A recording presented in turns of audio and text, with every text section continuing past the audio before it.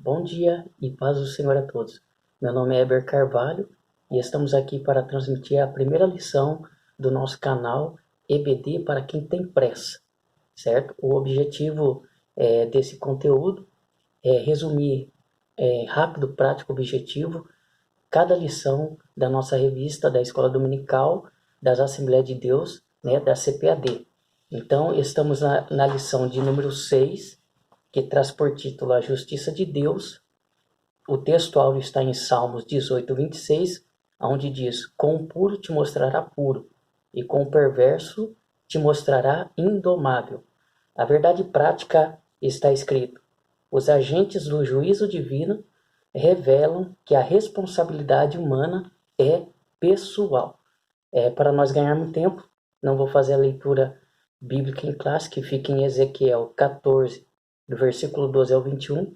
Você que tem a sua revistinha dominical, você pode ler com mais tempinho aí, tá? Tirar uns minutinhos para ler, só para ficar ali por dentro da base bíblica, a qual estaremos extraindo essa lição, que é a justiça de Deus, o tema principal. A palavra-chave dessa lição é justiça. Bom, vamos partir já para o primeiro tópico. O primeiro tópico, se os irmãos lerem lá, traz o título Sobre a Identificação do Juízo Divino.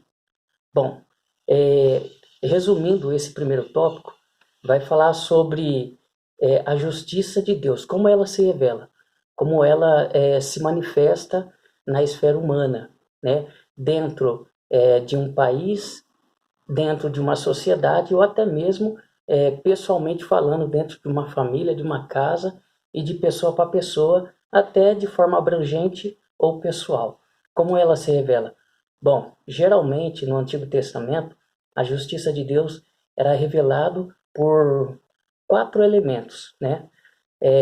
Ela é estabelecida o quê?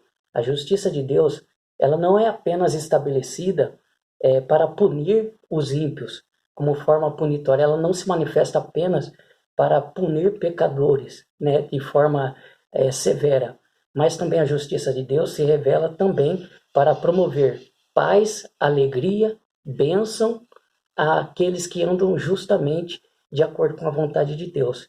Então a justiça de Deus se revela não somente para punir o pecador, mas também para abençoar, né, para causar promoção da bênção, da felicidade, da prosperidade daqueles que andam justamente de acordo com a vontade de Deus, né?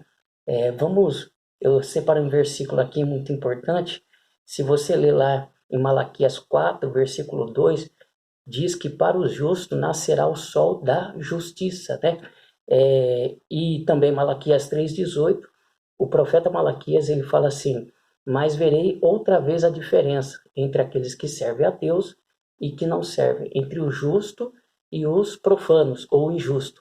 Então, como que se revela a justiça de Deus? Quais são os elementos principais ou agentes de Deus para punir, ou seja, ou uma nação que está rebelde, ou uma sociedade, ou até mesmo uma casa, e até de forma pessoal? Como que Deus se manifesta a sua justiça? Antigamente, se você observar, Deus puniu o seu povo com 4 agentes.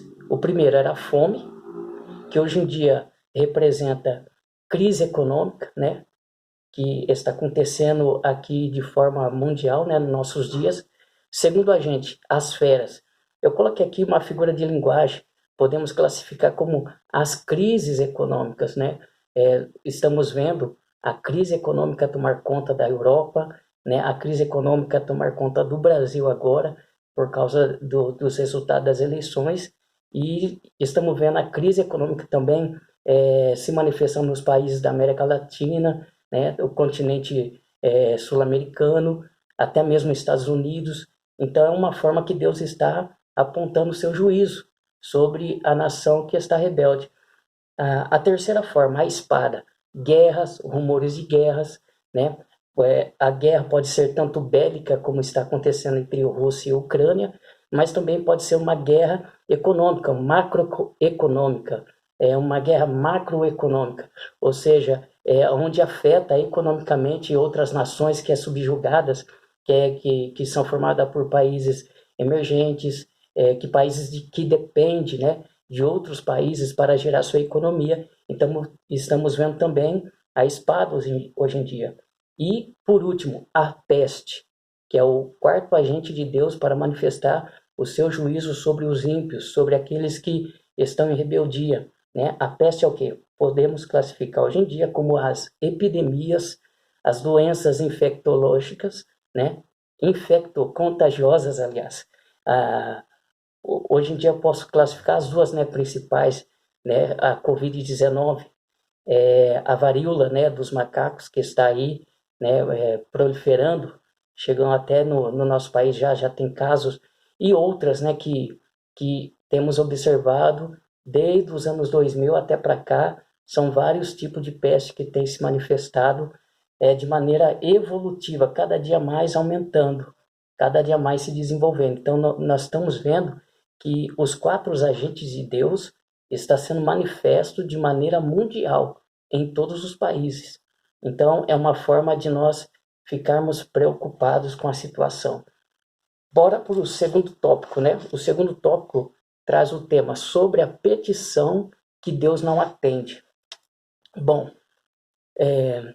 o povo de Israel, eles tinham aquele conceito entre eles que se houvesse pelo menos alguns justos na nação, seria o suficiente para Deus perdoar toda uma nação, igual aconteceu lá no livro de Gênesis, aquele episódio importante onde Abraão conversa com o anjo que iria executar juízo sobre Sodoma e Gomorra, e o anjo falou, se houver 10 naquela nação, eu não vou subjugar o povo. Porém, o povo de Israel pegou esse conceito, esse episódio, e colocou como uma norma. Então o povo acreditava que se alguns justos ficassem orando, ou alguns profetas, seria suficiente para a ira de Deus não cair sobre eles. E estavam enganados. Por quê? Porque o juízo de Deus, ele é pessoal. A Bíblia fala que Deus, ele há de julgar cada um de nós. Nós somos responsáveis pelas nossas atitudes. Gálatas 6:7 fala assim, aquilo que o homem plantar, certamente colherá. Ou seja, e também Romanos 14:12 fala que cada um dará conta de si mesmo perante Deus.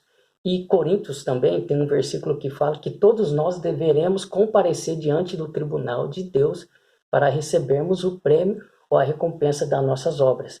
Então, o povo de Israel se apegava, né, na justiça de alguns justos, e por isso eles continuavam na prática do pecado. Esse tipo de oração dessas pessoas que vivem na prática do pecado, a gente conhece também como pecado deliberado. A pessoa tem consciência que é errado fazer tal coisa, praticar tal coisa, mas mesmo assim faz, achando que a graça de Deus vai alcançar, que alcança, mas alcança e se estabelece quando há um arrependimento sincero. E não era o que acontecia com essa nação aqui na época de Ezequiel, né? Eu anotei aqui, diz assim, ó, pecar de maneira rotineira, pecado deliberados, consciente, né? A pessoa sabe que é errado e faz. Isso se chama de apostasia. Que é apostasia? É apostatar-se da fé, é abandono da fé, é abandono das velhas crenças, entendeu? Então, esse tipo de pecado, por mais que a pessoa ora, não vai encontrar a bênção de Deus fluindo naturalmente. Só vai encontrar as bênçãos de Deus quando a pessoa pecar, ou aliás, quando a pessoa se arrepender do pecado, né, e se voltar para Deus com sincero coração e deixar as velhas práticas. Então não é isso que o povo estava fazendo na época de Ezequiel. O povo estava pecando deliberadamente, se apostatando, não se arrependendo e confiando em alguns homens santos que naquela época eram Ezequiel, Jeremias, os profetas menores, que são contemporâneos ali, que estavam profetizando tanto no pré-babilônico, né, na Babilônia e pós-babilônico também, e pós o exílio, aliás. Então, o povo de Israel, e esse tipo de oração, Deus não estava respondendo. E Deus não iria responder porque o juízo, o cálice da ira de Deus já havia se esgotado. Então, não restava mais apelo, orações, por mais que esses homens justos, que é classificado como Noé, Daniel, Jó, intercedesse, eles salvariam a si mesmo, a própria alma, mas Deus não perdoaria os demais por causa que o povo não havia se arrependido com sinceridade. Para encerrar a conclusão, diz aqui, eu coloquei a conclusão aqui rapidinho, que fala assim, Crônicas 7,14. Se o meu povo, que se chama pelo meu nome, se humilhar e orar, e se converter dos seus maus caminhos, eu ouvirei do céu, perdoarei seu pecado e sararei a sua terra. Então, fique com esta palavra, é um resumo breve, rápido, prático para vocês, objetivo, tá? A lição de número 6 da nossa revista vai falar sobre isso. Então, já dá para você chegar na sua aula já por dentro dos assuntos, certo?